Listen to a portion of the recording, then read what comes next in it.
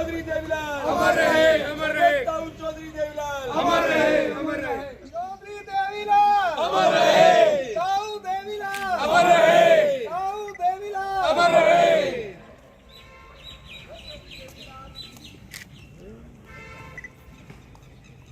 देवीलाल अमर रहे।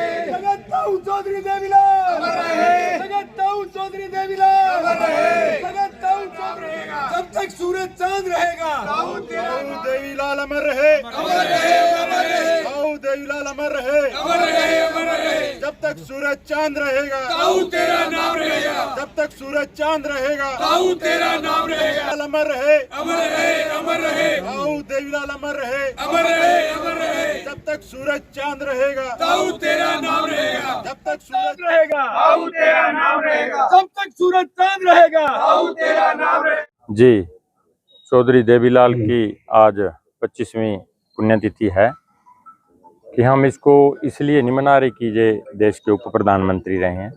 इन्होंने हमेशा छोटी उम्र से ही मात्र 14 साल से इन्होंने देश के लिए, किसानों के लिए, दबे कुचले तबके के लिए इन्होंने हमेशा आवाज़ उठाने का काम किया। और जब जब भी इनको मौका मिला, चाहे विधानसभा हो चाहे लोकसभा हो, उनमें से किसानों की आवाज़, दबे कुचलों की आवाज़, गरीबों की आवाज़ को हमेशा सही मंच पे उठाने का काम किया। तो आज सिरसा ही नहीं, सारे देश में चौधरी देवीलाल को आज याद करते हैं लोग। और आज के दिन हम भी इंडियन नेशनल लोकदल पार्टी संकल्प लेती है कि चौधरी साहब के दिखाए हुए रास्ते पर उनकी जो नीतियां थी, और चौधरी ओम प्रकाश चौटाला जी ने, स्वर्गीय ओम प्रकाश चौटाला जी ने उन नीतियों को आगे ले जा कर के हमेशा प्रदेश के विकास को सही पथ पर ले जाने का काम किया। आज पार्टी सुप्रीमो चौधरी अभय सिंह चौटाला जी के नेतृत्व में प्रदेश की जनता की जो आवाज़ है, चौधरी देवीलाल जी की नीतियों को आगे बढ़ाते हुए आज विकास की ओर प्रदेश को ले जाने में अग्रसर हैं।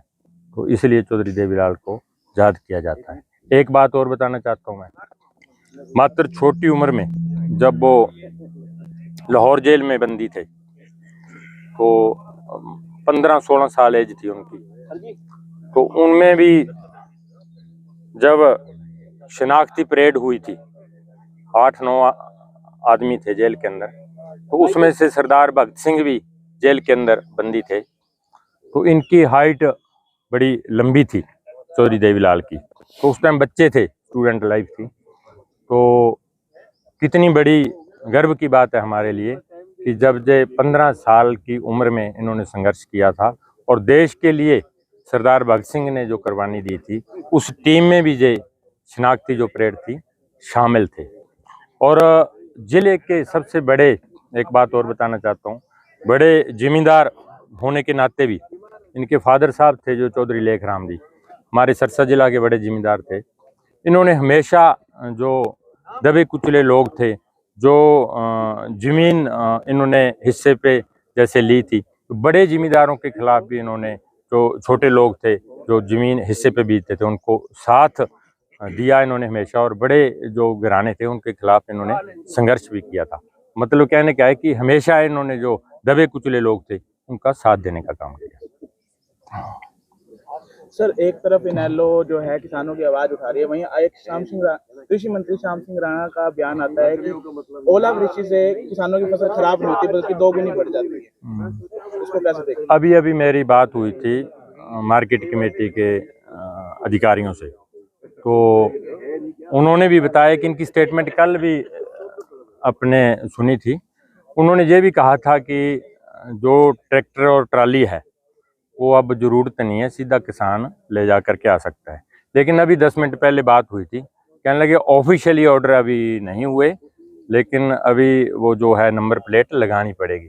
और जहाँ तक आपने बात पूछी है कि ये बरसात से इसका जो यील्ड है वीट की बढ़ जाएगी, लेकिन मैं आपके माध्यम से पूछना चाहता हूँ कि जो बेमौसमी बरसात है, बेमौसमी बरसात से और तेज हवा थी, उससे इनको पूछना चाहिए, क्योंकि इन्होंने खेती की नहीं, भाजपा वालों ने इन्होंने खेती की नहीं, तो इनको पूछना चाहता हूँ कि जब तेज हवा से और गीली जब कणक की फसल होगी तो वो बिछ जाती है, उसके बाद तो कंबाइन ही नहीं लगेगी। ईल्ड तो 50% से ज़्यादा जो है किसानों का नुकसान हुआ है। किला सिरसा जिला नहीं, सारे 23 जिलों में तो जो बेमौसमी का हुआ है। ओलावृष्टि भी हुई है अपने सिरसा जिला के अंदर भी देखें तो मेरे ख्याल 100 गांव ऐसे हैं जहां ओलावृष्टि हुई है, और दूसरे हिस्सों में भी देखें प्रदेश के अंदर तो वहां भी ओलावृष्टि से फसल खराब हुई है। ओलावृष्टि जहां है भी नहीं वहां भी तेज जो हवा थी बेमौसमी बरसात की वजह से कणक बेच गई।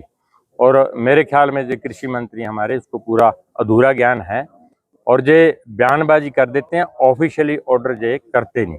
इन्होंने विशेष इसकी गिरदावरी भी करानी चाहिए ताकि किसान को इसका सही मुआवजा मिल सके। आज भारत के पूर्व उप प्रधानमंत्री, किसानों के मसीहा, दबे कुचले गरीबों और शोषित वंचितों का प्रतिनिधित्व करने वाले ताऊ देवीलाल की 25वीं पुण्यतिथि देश भर में बड़ी श्रद्धा पूर्वक मनाई जा रही है, क्योंकि वो किसानों के मसीहा होने के साथ साथ गरीब वर्ग के लोगों के उत्थान के लिए उन्होंने अपने प्रधानमंत्रित्व काल में, मुख्यमंत्रित्व काल के अंदर कई प्रकार की योजनाएं बनाई और उन्हें अमली जामा पहनाया। चौधरी देवीलाल वास्तव में अपने आप में एक संस्था थे। उनका राजनीतिक जीवन जिस प्रकार काफी लंबा रहा, संघर्ष किया प्रदेश की जनता के लिए, और उन्हें हरियाणा का निर्माता भी कहा जाता है।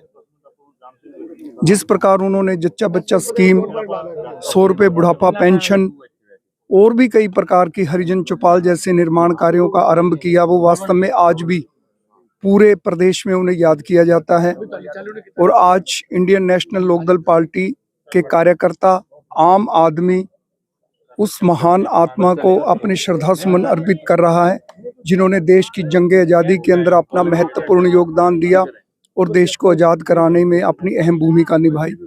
चौधरी देवीलाल वास्तव में समाज के प्रतिबिंब थे, जिनके अंदर अक्सर ये देखा जाता था कि वो गरीबों के प्रति कितने संवेदनशील है, उनके प्रति कितने उत्तरदायित्व हैं, और कई प्रकार की योजनाएं बनाकर उनको अमली जामा पहनाया गया। आज उस महान आत्मा को हम अपनी श्रद्धांजलि अर्पित करते हैं। इंडियन नेशनल लोकदल पार्टी का प्रत्येक कार्यकर्ता अपनी श्रद्धा सुमन उन्हें अर्पित करता।